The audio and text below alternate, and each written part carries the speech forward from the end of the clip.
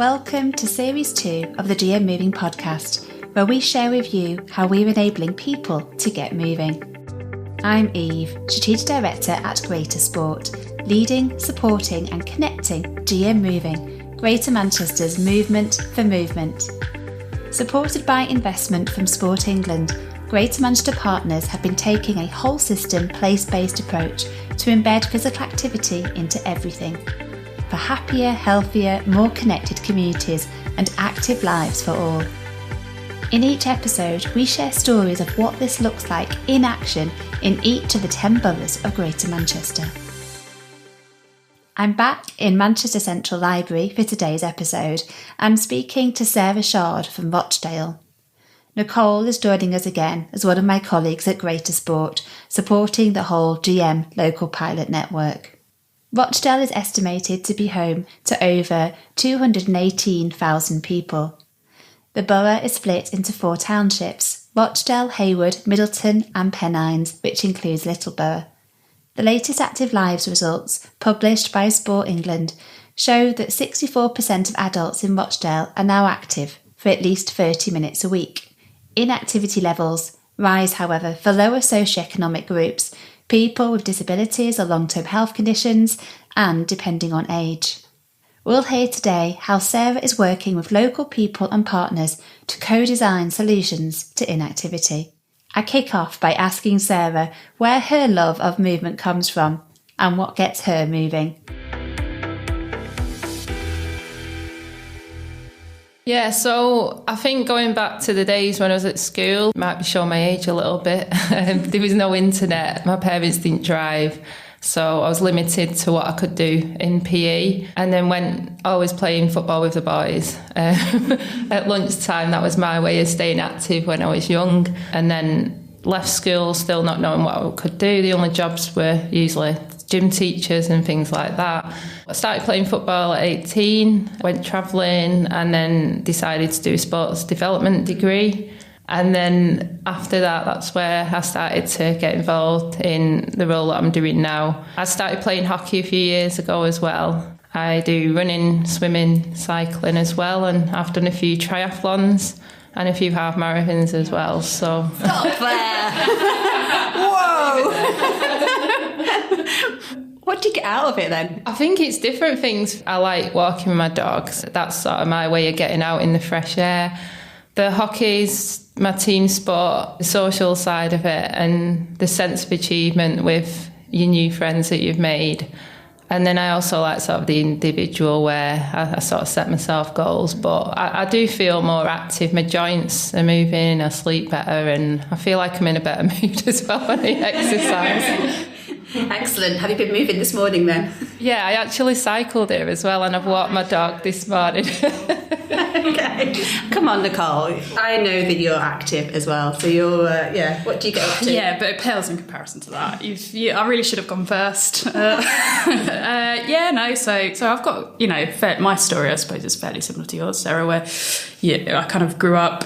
Well, where I grew up, there was very little opportunities. I think back in, when I was growing up in the 90s, there was a couple of sports that was open to girls, like netball or things like that. But, I was always hanging around with the boys, and, I kind of got into football from an early age, and I played rugby from, around 18 to kind of my late 20s, but had an injury and kind of stopped playing. But then recently I've picked up playing football. That for me, it's more of a social league, and I think that the reason I started doing that was because I've recently kind of moved from down south up to Manchester, so it was a really good opportunity for me to socialise and meet people, and I get a lot of that socialisation out of those sessions, so it's really good, as well as keeping me fit and healthy.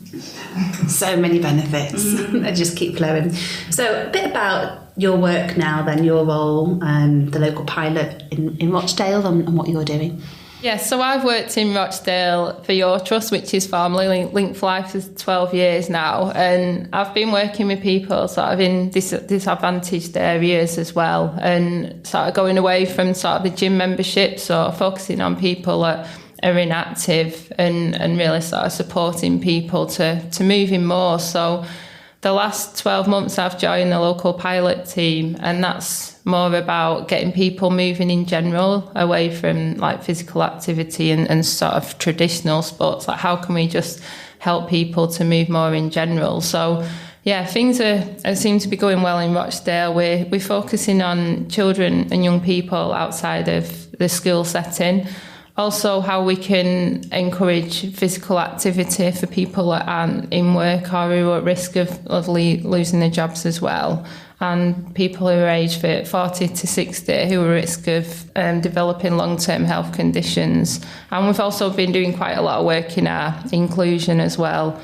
So the local pilot's just been great. It's about having that time to try things out that we might not have had time before without any pressures on targets. Like one example is we did some ladies only cycling sessions, and we linked in with 6 different partners, and it probably took us 6 months to get that up and running. And those voices haven't been heard before, and we really sort of linked into the community and spoke to them ladies, and we've had like 80 ladies take part in the last couple of months, and that's just one example of the local pilot giving without having that pressure on, you have to get this many people to your classes. So other than having a bit more time and space, and you do work with different partners, anything in particular that you've learned in terms of how to then engage, in that example, those women in that cycling over this period? Yeah, so with the ladies, we've had a link worker as well. So she's from the same areas and they feel that they can relate to her, and just having that person in the community has made a big difference rather than me just try to go in. The other example we've used as well is we've had a new Pioneers project as well, which is some residents who are a little bit isolated and just need a bit of support in everyday life. So rather than try to push them straight into physical activity, we've helped them out straight away. So for example, if someone whose washing machine was broken, and that was really important to them. So instead of just trying to push physical activity in them, we help them get the washing machine sorted. We'd help people get a job, and that's the main thing, just getting people mentally stable before we try to sort of throw them straight into traditional sports. And then we took the approach where we'd actually walk, take them out on a day trip or walk to show them different areas of the borough. Because in lockdown, a lot of people have just spent the same time in the communities and they're a bit fed up with that now. So it's just encouraging moving more through things like walking rather than just saying, can you come to this exercise class? Can you come to the gym? And going back to the cycling, we had one lady and she heard about the cycling and she found out that she couldn't walk anymore. She got osteoarthritis, so she'd lost that walking network, that social side of things, and she was just at home for 3 months, a bit depressed. And when she found out about the cycling, it's like the best decision she's made in her life, she said. She's got this new way of getting about now as well, a new hobby, which is not impacting her knees, which she can't do walking anymore. Brilliant. I think this is something that's really interesting about the local pilot. Part of it is giving us space to do something different and have physical activity is maybe a bit of a byproduct rather than the absolute focus of what we're doing. And there's loads of different outcomes and positive things it can impact on. So I remember we had a conversation and you were saying about the cycling sessions and they'd started to have a bit of informal gathering afterwards where they'd each bring some food along and, have a chat and, have some food. And then I think one of the ladies she was on a bit of a health kick, wasn't she? And she was sharing her journey and she encouraged the people to bring healthier foods and things like that. And it's stuff that kind of shoots off of physical activity that's so important. There is, talking about getting people together and reducing social isolation and encouraging people to try and eat a bit better and so many positive things that you can get out of physical activity. And another thing as well is the ladies wanted it in their community, they felt safe, so we really struggled to find a venue. And then once we went down, met the ladies, built that report, they actually felt safe then. And then when we had to move the session, they all travelled together then. And it's like a day out for them to that session. And we did outside one of our leisure centres, and one of this lady just said proudly, "This is my gym." She, give her that sort of sense of belonging. And we had one lady as well, and she said, I came here alone and I left with family.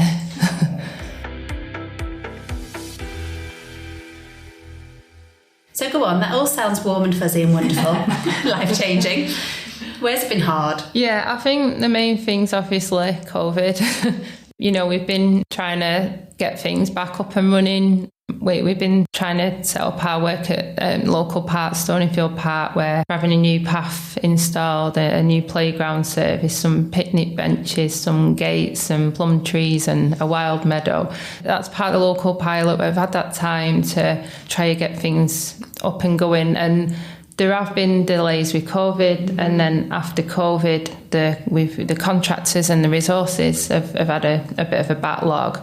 It's been difficult. We've had to try to keep the community and also our partners involved and just update them, be honest. There's been a lack of trust in the past where things have been promised or not happened, and it's that sort of lack of trust that, we won't deliver. So for us, it's just managing people's expectations and being realistic. So the way we've done that is we've just kept people informed. We've been honest with them.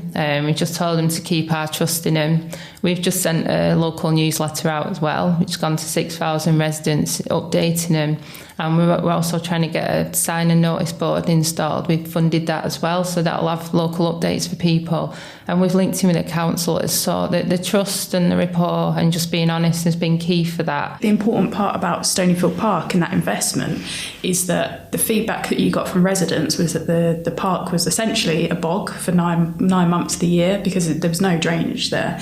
So, residents were saying to you, it's a great space, it's, a great pocket park, but there's we can't access it for, when it's raining, and it rains quite a lot up here. So in terms of that usage, it's going to increase the usage. You've put a path in there as well. So you're more likely to get that usage increased. And I think the really important thing about it is just reflecting on what you said about that engagement. That community has been constantly engaged, and then partners sometimes through various different reasons haven't been able to deliver on what they've promised, or it's taken a long time, that kind of thing. That investment has allowed you to build that trust up with that community by delivering, like you said, and there has been challenges, but I think your approach has been really good in constantly keeping them updated and a constant dialogue with them. But you can see in the relationships and just the progress that you've made is brilliant. It's really good. I think now, maybe going forwards as well, the difficulty is a lot of activities in the past might have been funded for free in some areas before, and the funding runs out, and it's how to sustain them activities. So one of the things we're focusing at the moment is sort of that aspect of things, and trying to encourage some smaller donation towards an activity. But then at the same time, the people that can't afford it, can we look at some sort of voluntary donation of their time? Or can we encourage moving more things that aren't cost effective? The cost is a barrier to keep them running in the long term. And then now we go into obviously the rising cost of living, just people who just don't have the money. So they've been the challenges, and, we're looking at options, and we're linking in with other authorities from the local pilot as well to learn what they're doing as well. So we've heard how sometimes money can get in the way, and it can be a key enabler, can do both. So how has the investment that's come from Sport England into the local pilot, how have you used that? Yeah, it's just been really useful. We've used it in different ways. We've used it to develop the Stonyfield Park infrastructure in the park that we're putting in, and that'll be there long term. So it's not money that is just going to go on like staffing costs and stuff like that. So that'll be a long-term funding through that. We've done work in with the new pioneers as well to focus on the place-based approach. And then we've also been using it to recover from COVID to start some of our activities back up as well. And you've also got the Community Investment Fund as well, haven't you, that you set up with the local voluntary organisation Action Together. So that enables that money to go straight into the community.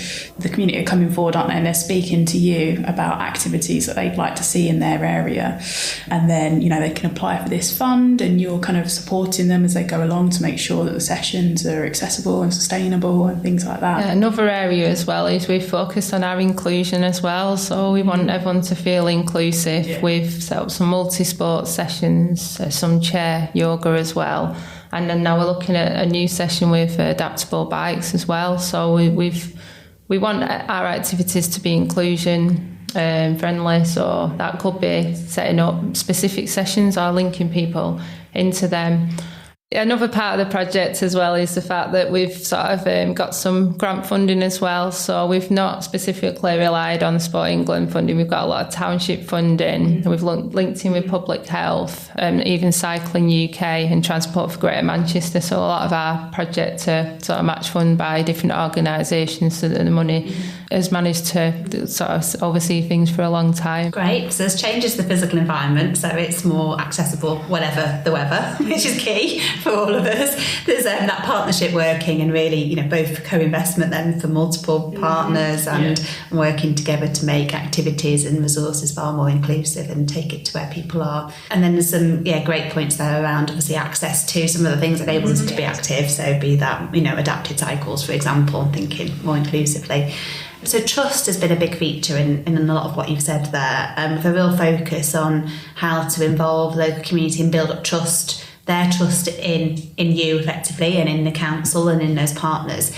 It goes both ways, doesn't it? So have you seen a shift in terms of the trust that then people you're working with in people and in communities? Because that's often critical. If you want to shift where power is and where resources are, any changes in terms of actually trusting people to lead the way? During COVID, our community development team, the council come to us, and we all worked on the emergency response hub, so ordering food parcels and prescriptions so we were all based support, linking in with the community over 18 months.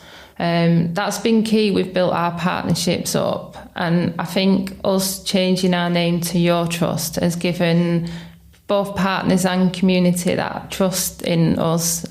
The word started getting out on why we called that, why we've got our values. So we are now getting partners coming to us who trust us, and then we trust the community as well. We've just set up there's a new Cycling Without Age group, and that's just led by volunteers as well.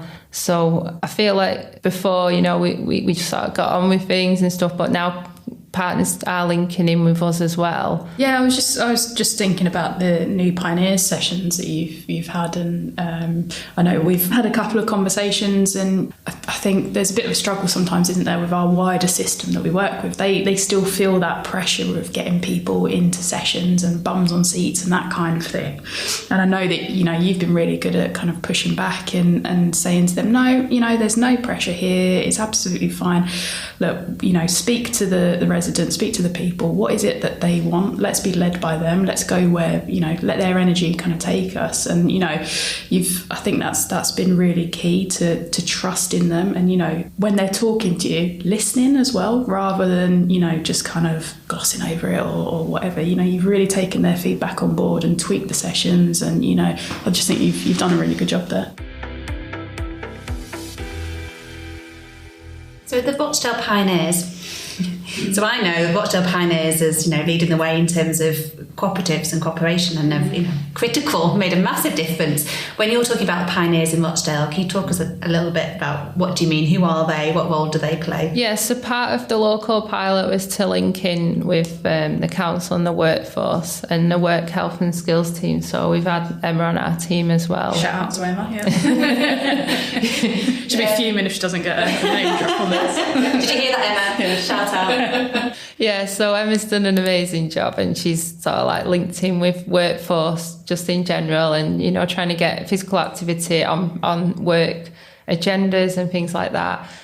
Who's also linked us into Suzanne, who is leading on the new Pioneers project. So it's a project run through the council, and it's focusing on people who might be a bit isolated in the flats and who just need that bit of support. So one of the key things about that is the link worker will it'll be person-led. They'll do a lot of one-to-one support for that person. So it's different to other projects, whereas if they get that person into work, they don't just leave them then, because that person will still have problems with their bills, they'll still have other things like that. So they'll just really focus on supporting the person in general as well for as long as they need. There's no sort of like, right, tick box. What we learned as well through the project is, we give them a survey and we're like, what are you interested in? And now start reflecting. Sometimes you tick the boxes that you might want to tick. And don't really get that honest answer. We tried to, set a few activities up, and it was low attended. So we put an engagement event as well, because we wanted them people to feel part of that community. And they all come along, and, someone said, I arrived feeling nervous and I left with a smile, feeling pride in my community. And just by the local pilot, instead of diving in and putting a badminton session in, we did some consultation. We're like, what do you actually enjoy? I like watching TV. So then it's like, could we look at maybe doing an activity, walking him to see a film, and walking, see physical activity element. So the key part there was to sort of build that rapport up, and going back to sort of the partnership where there was me and Claire, put Claire in as well. Me and Claire have sort of used our expertise on getting things ready in the background, whereas Suzanne has just been that lead to link in. She's got the trust, she knows what the Pioneers want. They've got a WhatsApp group. It has been really good. We had one gentleman, we held an event, and one of the new Pioneers, he wanted to get involved, so he was a person on the desk, doing the registration, and now he wants to look at a career maybe in sort of event stewarding and things like that. We had volunteers at the events as well. So with the group, we've done activities we've done healthy eating, and they all shared it on the WhatsApp group as well. We took him to Hollingworth Lake on the walk and sail session, because after COVID, a lot of people are just bored, like we said before, being in their own area. So it's working with that group. I think there's maybe 50 people in the area, and it's just exercises sometimes sort of the side kick off it. It sounds like you've done a lot of weaving. Rochdale's known for its weavers as well, so That's what I was going to say, because I've been working, with Rochdale from the local pilot team at Greater Sport for, 3-4 years now. And I've definitely seen a real kind of shift in that partnership approach. So just the amount of names that you've kind of reeled off there and the different places that they're from, it's not just one organisation that's pushing this work in Rochdale. There's a real, there's variety of people around that table. That you've got people like the work and health team at the council, you've got public health involved. Action Together are kind of there as well. And, so they believe in this work, and they want to improve the health and, the well-being of people in Rochdale. It's fantastic to see, it really is.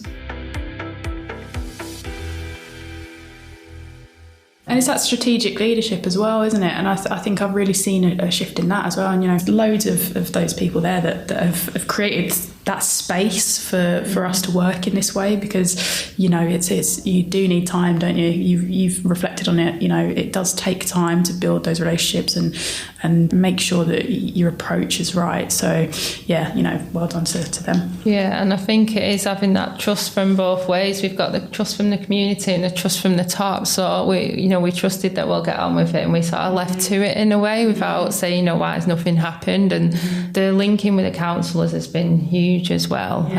Just developing Stonyfield Park, they've allocated some of their township funding to enable the park to develop, and they're really sort of passionate about what's going in, and they're also, we've got local community groups who feed back to the community who we can't directly contacts. So that freedom and autonomy comes across as well.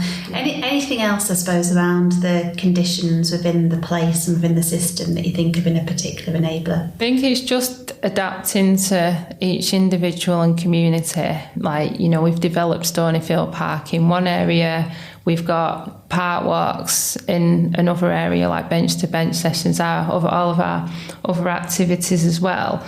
It's just knowing what that community wants, and like we were saying before, just listening to people as well. Like, if what works in one area might not necessarily work in another area. Another couple of projects we've just started to link into as well is working with some asylum seekers. So we've linked in with like the family support workers at the council as well. When the children at school are the parents are a bit isolated, so we're looking at like coffee mornings. So again, we've had 4 weeks of coffee mornings. The young children have signed up already to some of our activity programs, and they just made this like nice little group as well. And we've not even mentioned physical activity yet. We're just building that rapport, you know, letting it be their session, and then a couple of weeks' time, you know, we'll start to see what they actually want from the group. Another example was a sheltered accommodation manager coming through to us a few weeks ago and said, we're looking at putting some exercise classes on can you do some gentle exercise? So we had a conversation in a bit more detail and was like, well, is that what the residents actually want? And when there was that wider conversation, an honest conversation, it's the fact that they're still not leaving the flats from COVID as well.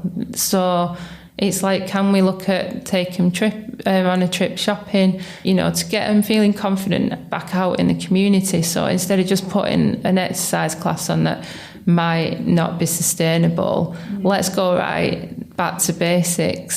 So it's just key to, you know, linking every different, what's in one community we can learn, but it might not work in another one. So it's just knowing each area. Simple stuff, isn't it? It's simple but so powerful. These stories just keep coming. I think, like mentioned before, just being on that response hub was a huge sort of turning point for us, because, you know, I think it was about 20 of us that stopped in, and we were working all hours through the COVID. I think a lot of people and our relationship with the council got stronger then as well, and people realised that we're more than just a couple, leisure centres. We do a lot of outreach work, we do a lot of community work, and we completely focused. And I think a lot of the, maybe the borough partners actually realised, what we can do, and we all pulled together, and we've all got a wide variety of skills, knowledge and experience, and if someone needs to know something, they'll just go to someone else, and between us we should work it out, hopefully. And we'll go out of our way, nothing's too little, and sometimes you do have to say no if stuff isn't possible, but if there's a will, there's a way, and if we can't do it, we'll try to get there somehow. And there's been a conscious effort, hasn't there, in terms of supporting that culture within your leisure, and already influencing in terms of the rest of Greater Manchester, in terms of the work around leisure trusts, pivoting towards health and well-being. It feels like that's what you're doing in action, that's what you're talking about, really supporting, putting people, what matters to them, their health and well-being absolutely first, and being a team that will all recognise that and do what absolutely you can, rather than just saying that your job is to, sell physical activity, which is, yes, the ripple effect across Greater Manchester is already seen and felt, isn't it? In terms of what next, question is, what's next? What does the future, do you think, look like in Rochdale? The local pilot's been a big eye-opener as well. The funding's been great, and it's just reflecting on what we've learned now and the way that we work, and feeding that back to other people that we work with as well. Just the approaches of not diving in with traditional activities, learning more from the community, building our partners links. And then the projects that we're working on as well. So Stonyfield Park, we're developing the infrastructure, and then we'll start to take a seat a bit further back, and we want the community to take some ownership. We've speaking to people as well, and just getting them to think of new innovative ways of being active rather than your traditional ways of moving more. And we've got a really good link in with Sport England as well, and we've just developed an active travel forum as well, steering group, which is really going well. So linking into sort of climate change and living costs and stuff like that. And then the next focus now is community safety, because we want to we just looking at how to link into that. If we can make the community a safe place, people are more likely to feel comfortable. I feel like there's still lots to come. And if there's people listening that go completely inspired by what they've heard, and they've heard that everyone's got a role to play, any kind of advice about how they can get involved? Yeah, just don't be afraid to, do anything. Everyone's got their own sort of personal goal and achievement. It might be that you go for a walk on your own to clear your head. You might go for a walk with your friends to socialise. You might have your own individual goals. So there's something there for everyone, and just don't think of exercise as a sort of a tick. Want it to be something that you enjoy. Brilliant. Well, thank you, Sarah. Fantastic advocate. And it's been a lovely conversation. So thank you, and enjoy the rest of your day wherever it takes you. Cheers. Thanks. Thanks for listening to this GM Moving podcast episode. We've heard how moving matters to everybody, and how we can all play a role to design moving back into everyday life.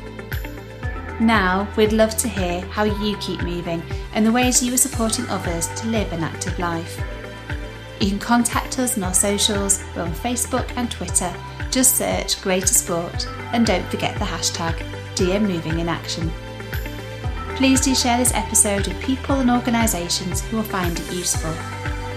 And join the movement for movement. A big thank you to everyone who's investing in this work and playing their part to test, to learn, and to make this happen. This series is a Mike Media production.